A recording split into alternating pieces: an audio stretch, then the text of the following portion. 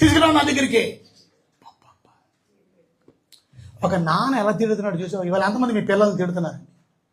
బూతులు బూతులు బూతులు బూతులు. మళ్ళీ అదే నవ్వుతో స్తోత్రం చెల్లించునే. కంపు కొట్టే పార పళ్ళు వేసుకొని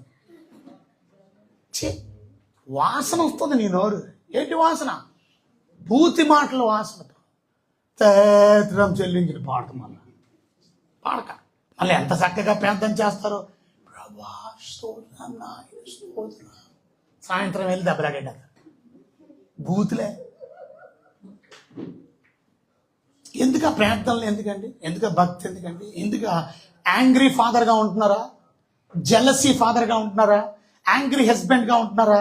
జెలసీ హస్బెండ్గా ఉంటున్నారా? బూతులాడే బ్యాడ్ వర్డ్స్ చెప్పేవారుగా ఉన్నారు. Where is the change in your life?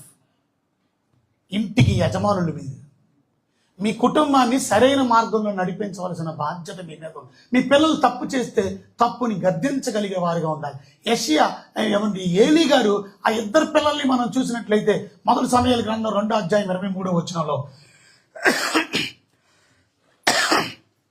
మొదటి సమూయేలు 2వ అధ్యాయము 20 మీ ఈ జనులందరూ మీరు చూడండి. ఎందుకంటే 22లో మనం చూస్తే ఏలి బహువృద్ధుడైన ఇజ్రాయేల్ తన కుమారులు చేసిన కార్యంలో ప్రత్యక్ష